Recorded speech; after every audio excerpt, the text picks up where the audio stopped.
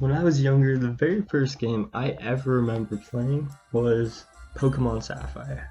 I would have never expected that my experience in playing games would go to this, to something more like this.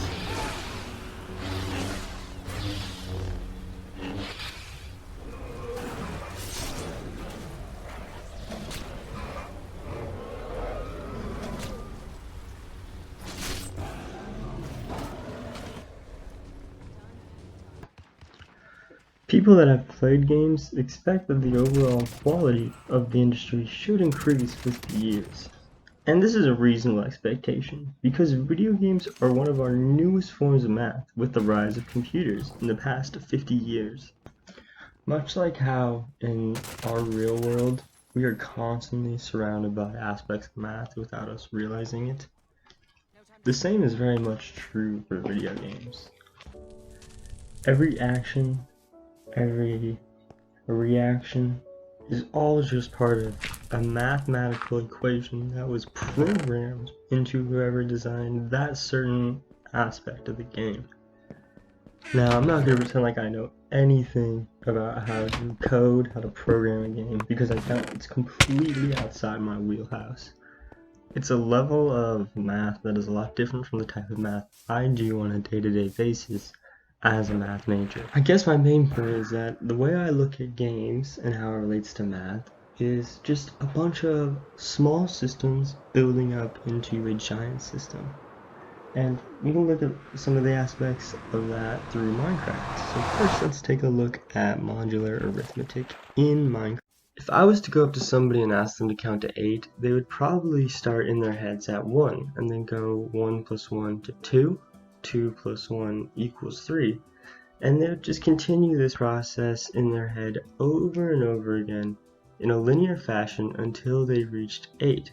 But in modular arithmetic, numbers are represented as repeating elements within whatever mod you determined. What do I mean by that? Let's take a look at modular 4, for example. These are the elements within Z sub 4. If this is your first time seeing modular math, you're probably thinking that there's no 4 in the list of elements, so how can it be in Z sub 4? And that's because the values correspond like this when we're working in modular math. Take, for example, 1 mod 4. It's congruent to 1 in modular 4. 2 would be congruent to 2. 3 would be congruent to 3. But when we get to 4, it repeats. It can't go to 4 because there's no 4 in the elements. So 4 would be congruent to 0 when we're doing 4 mod 4. To make it a little easier to visualize, I constructed the elements in a visual pattern. So here we have a card system, and if you go in the counterclockwise direction, you can see that the elements will continuously repeat over and over again 0, 1, 2, and 3, starting back at 0 every time. So this is not just a rail system, but it's also a machine. And every single time you make it back to 4 in the rail system, which is congruent to 0 in mod 4, a chicken will be produced. This machine is not only used to produce chicken, but it's also used to test the quality of the chickens that it produces. So how do we do this? We look at the conditions necessary. 1, a chicken needs to be spawned. If there's no chicken, you can't evaluate it. Once the chicken is there, you have to look to see if the number is congruent to a non-zero element in Z sub 4. That is how we're going to evaluate these chickens. So if we go ahead and turn around here, we can see behind us we have the test values to see if there is 1, a chicken, and 2, if its value is valid, which means that it cannot be 0 in Z sub 4.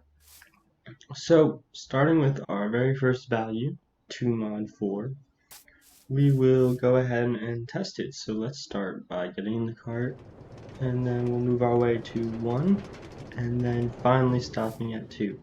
So we are now in 2, congruent to 2 in mod 4. And if we look behind us, we'll also notice that there's no chicken produced. So this is an invalid value. Okay, so next we gotta test 4 modular 4. So we're gonna go nice and slow this time. just go 1, 2, 3, make it to our 4th digit, which in this case is going to be 4 mod 4, which is congruent to 0. So a chicken did spawn, but we're going to have to look at our rules again, because as you recall, if we have a chicken that is congruent to 0, well, that is an invalid chicken.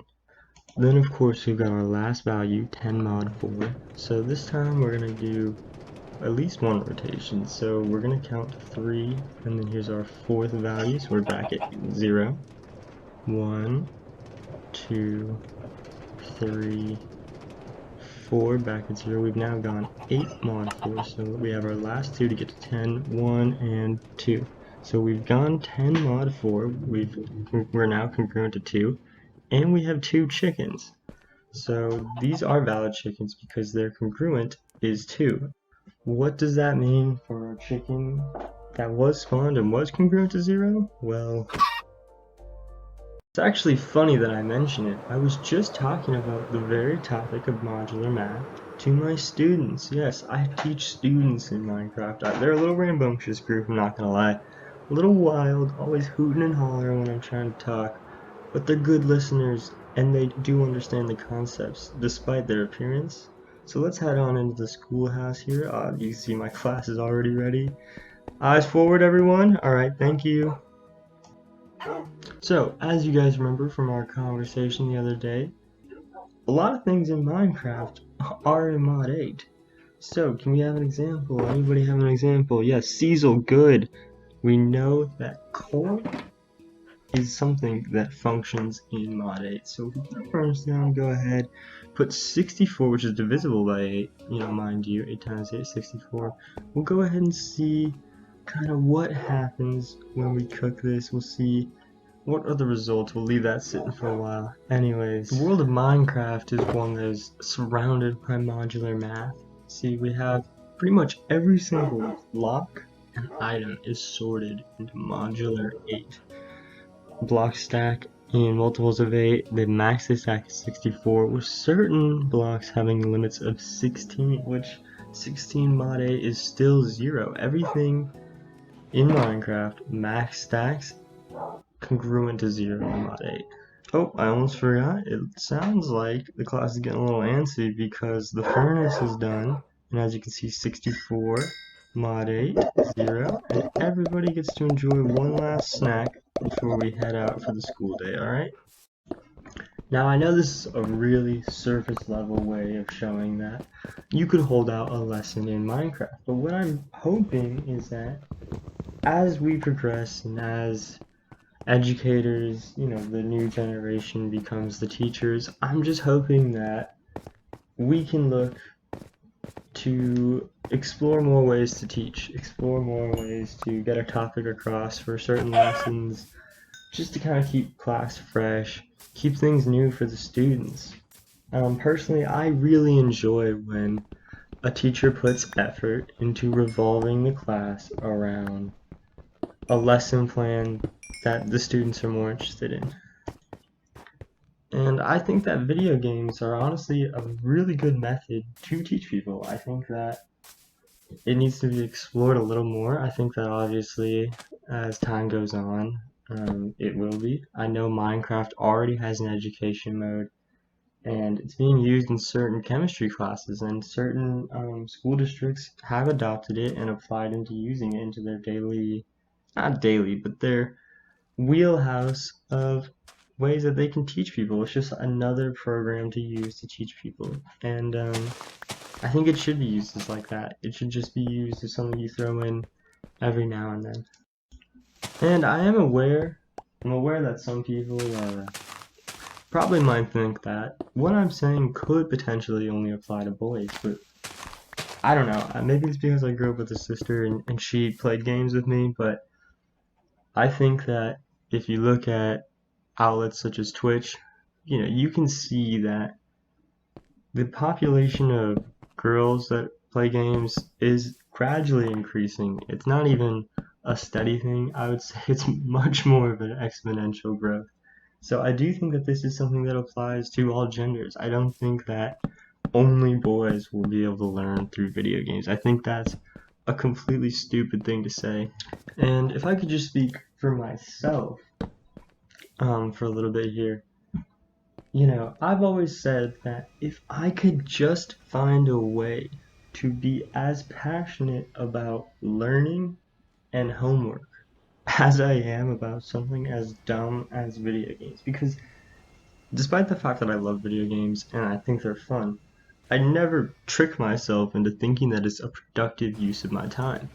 But on any given Saturday, I could sit there for 4 hours and play a bunch of different games and not even blink.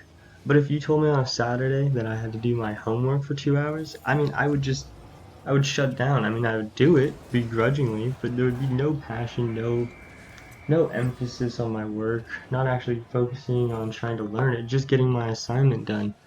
And I just think that, too often than not, that happens to students where they're just not passionate about the stuff they're working on day to day. And I think anything to try to enhance that is definitely worth exploring. And as someone who wants to be a teacher, it's kind of exciting to think that I'm going to have to try to think of various ways to keep my students engaged. It's very important to me that I'm not just talking to myself when I'm in a classroom. I want people to listen to what I have to say. Even if the topic isn't interesting, I want the way I'm presenting it to be interesting. I think that's a very important goal for me. And even if I can only use it a couple times a year for a spare lessons here and there, I certainly want to try to incorporate video games and other fun elements into my lessons to create an engaging classroom.